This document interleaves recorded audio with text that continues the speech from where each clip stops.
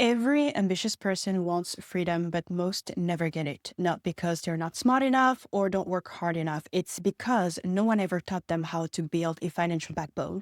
I personally had to learn this the messy way, saving money, losing money, starting over more than once. If you do not build the structure, life will always feel unstable. So today, I'm going to break down the financial backbone that you need, the kind that protects your dreams, your peace, and your future, no matter what life throws at you. Hi, my name is Leila. Welcome to my channel where I help ambitious people gain clarity, master their money, and design a life that truly aligns. So let's get straight into it. Financial freedom isn't about being rich. It is not about being good with number, and it's definitely not about being perfect with money. It's about becoming someone who is prepared, someone who can move and pivot and start over without their entire life collapsing. Because the truth is, life will throw things at you. The question now becomes, are you prepared or are you exposed? And when I finally understood this, everything changed for me. Freedom stopped feeling like this faraway dream and started feeling like something I could build step by step. So here's the part I wish someone had told me earlier. You do not need to become a different person to have financial freedom. You just need a different structure. Once you understand that, money stops being a source of stress and starts becoming a tool that protects you. Now, let's talk about the first pillar, the one most people skipped, the one that would have saved me years of struggle. We all want the fun part, traveling, enjoying our money, investing, making more money, jumping into new opportunities. But unfortunately, you cannot build freedom on instability. And here's what I mean. If your essentials are unpredictable, if your expenses are all over the place, if you don't know how much comes in or how much goes out, if you don't even know the exact amount of your debt, if your savings, they go up 1 month and then they disappear the next, you are building a sandcastle. And we all know that sand collapses easily. Stability is that quiet part of financial freedom. No one sees it. No one applauds it, but it is the thing that protects your life behind the sea. If you aim for basic stability, make sure you know 4 things. Number 1, how much money you actually make, not your contract, not the estimate, the real amount hitting your bank account every month or every 2 weeks, because clarity starts with truth, not assumption. Number 2, your fixed cost, rent, bills, transportations, grocery, anything that repeats monthly. And if you don't know this number, you cannot budget, you cannot plan, and you cannot breathe. And number 3 is knowing about lifestyle inflation. This is where the money quietly disappears. It's not about restriction, it's just about awareness. Number 4 is your emergency fund. Not 3 months, not 6 months, just freaking start. Even a small buffer changes your nervous system. When I started being serious with my finances back in 2018, the month where I felt freer weren't the month I earned the most money. They were the month I had clarity. I knew exactly what was coming in. I knew exactly what was going out. I had a freaking strategy. And because I wasn't guessing anymore, I stopped feeling scared. So if you feel like your life is unstable right now, don't jump to growth. Don't jump to investing. Don't jump to making more money. Start with stability. Start with structure. Start with knowing your number. And here is the simplest way to build stability. Write down your true monthly cost of living. Everything. Don't round, don't guess. Subtract your actual monthly income. See what's left. Cut what you don't need. And build a safety cushion. Even if it's $20 a week, it matters. And I'll be honest with you, I am doing this exact same thing right now at the end of 2024 when I left Korea to pursue entrepreneurship and travel and a life fully on my own terms. I invested all my savings into a new business in March 2025. So at this moment, I'm actually rebuilding my safety cushion and rebuilding my saving to what it used to be. And working on that gives me peace of mind. Stability isn't glamorous, but it is transformative because freedom isn't created when you make more money. Freedom is created when your life stops being chaotic. Okay, so let me say this clearly. Most people don't need more discipline. They need fewer decisions. Trying to be good with money every single day drains your mental energy. And system, on the other hand, they reduce those decisions so your money protects you automatically. And here's what system over discipline actually looks like. So number 1, you pay yourself first. Before your bills, before your spending, before anything else. You can literally ask your employer to send a percentage of your paycheck straight into your saving account. You don't even see it, which is the entire point, because the money that you don't see is the money that you don't spend. Do that. And then the second thing, please do not leave your savings somewhere earning 0%. That's money asleep. Use an online bank that offers, I don't know, 3 to 5% interest. I personally use a live bank where you can actually, and that's very fun, create buckets and visually separate your goals. You can have a bucket for vacation, for car fund, or online classes, emergency fund, or whatever matters to you. Your saving account is actually one balance on paper, but emotionally it feels organized and emotional. That, my friend, is system, not discipline. Number 2, automate your savings, but not your investing. I'll be honest with you, I don't automate my investments, and I never will. Every month with the budget that I allocate, I choose my ETFs and I choose my stocks. I like being involved in that part, so I'm not going to recommend something that I don't do. Instead, if you do not automate your saving, here's what I recommend. You can create a recurring monthly ritual, and it has to be scheduled. Otherwise, it's no fun, right? So you choose a day, you choose a time, you put it on your calendar, and this is your moment to check your watch list, to review what you're holding, and to invest intentionally. My method is manual, yes, but it is consistent, and consistency is the system. Number 3, separate your accounts. The simplest would be to have an account for your bills, for your spending, for your investing, because when all your money is put in the same pot, you will feel richer than you actually are. And that's how money quickly disappears. Let me give you 2 quick examples from my own life. When I lived in Korea, I had 2 bank accounts, one where my salary was deposited and then another one for my living expenses. The salary account became by default my saving account. And as an expat, unfortunately, I did not have access to high interest savings or short-term investment vehicles. So separating was the only system that I had. And honestly, it worked. It kept me organized. And the second example that I want to give you, even though I left the US in 2020, I still use the US banking and investing ecosystem.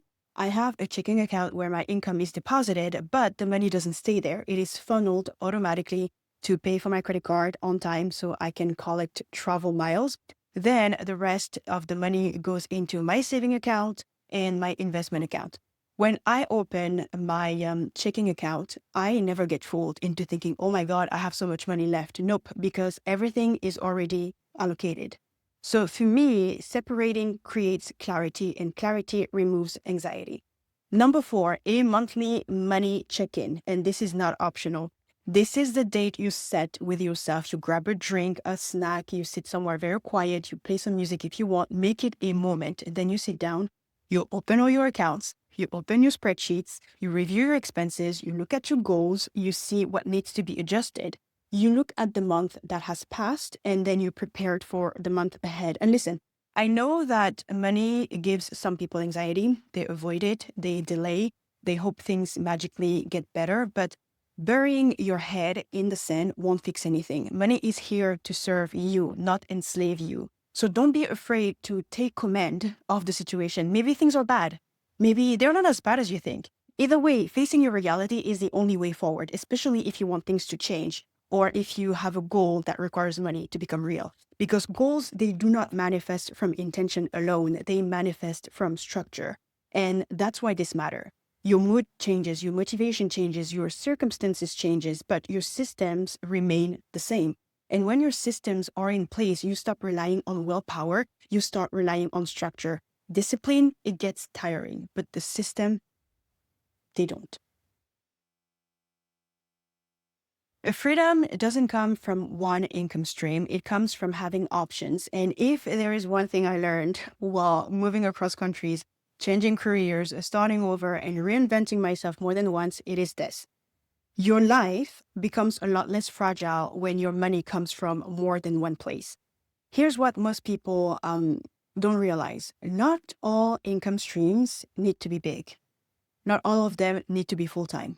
Not all of them need to be glamorous. They just need to freaking exist, because one extra stream, even if it's a very small one, can change the entire way that you make your decisions. It gives you breathing room. It gives you power. It gives you choice. Let me break it down to you simply. I'm going to give you 3 main ways to create income beyond your job. So the first way is income from skills that you already have: freelancing, consulting, teaching something you know, editing, virtual assistants, tutoring, social media management, language exchange. Whatever you do, you can monetize it. You don't need a new degree. You don't need a huge audience. You don't even need to be perfect. You just need to start where you are. Number 2, it's income from skills that you can learn quickly. Graphic design, video editing, copywriting, Canva design, customer support, remote admin worker, beginner web designer, translating or doing subtitles. These are low barrier skills that you can learn online for free and start getting paid for it quickly. This is where many people underestimate themselves. You don't need to be the best. You just need to be good enough to offer value. And number 3 is income that follows you anywhere. This is where real freedom comes in. It could be remote work, coaching, online services, digital products, content creation, short-term projects, online shops.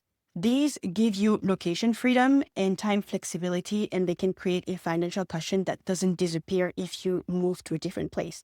And for example, when I was in Korea, on top of my remote job and my local Korean job, one of my income streams was coaching people who wanted to move to Korea and settle.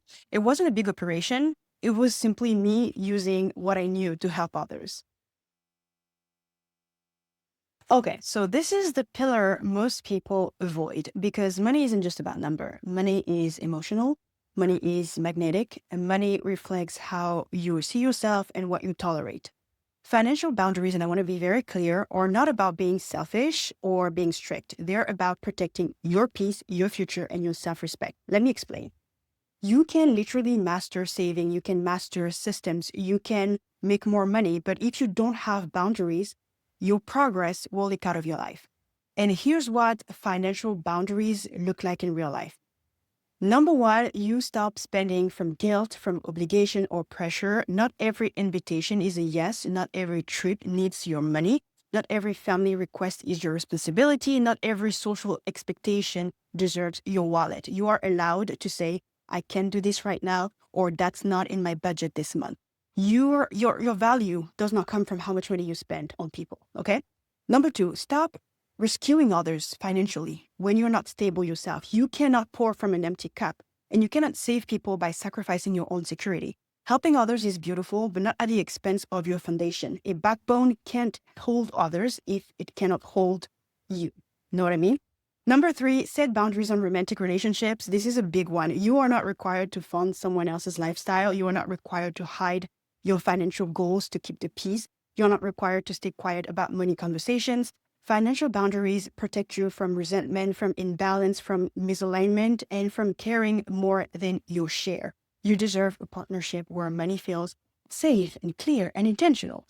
And number 4, stop proving your worth through spending. For some people, money becomes a way to feel liked and accepted and validated.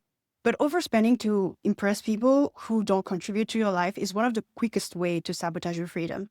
Financial boundaries are an act of self-respect. They say, my goals matter, my peace matter, my future matters. Number 5, be honest about what you can actually afford. No more pretending, okay? No more I'll figure it out later. No more going into debt to keep appearances. Financial honesty is the foundation of financial respect for yourself and from others. If your boundaries are weak, your financial backbone will always collapse under pressure. If your boundaries are strong, your financial backbone becomes unshakable. You see, so boundaries are not walls, they are filters. They keep what is good and they block what is draining you. And when your financial boundaries become non-negotiable, your peace expands, your confidence grows, and your life becomes aligned with the future that you're building. Because the purpose of money isn't stress, it's freedom, and freedom requires boundaries. So these are the 4 pillars of your financial backbone: stability, systems, multiple streams of income, and boundaries. And here's what I want you to remember. You don't build freedom overnight. You build it decision by decision, structure by structure, pillar by pillar.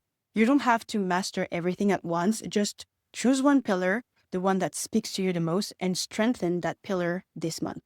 Because the moment that you start building your backbone, your life stops feeling reactive and starts feeling intentional.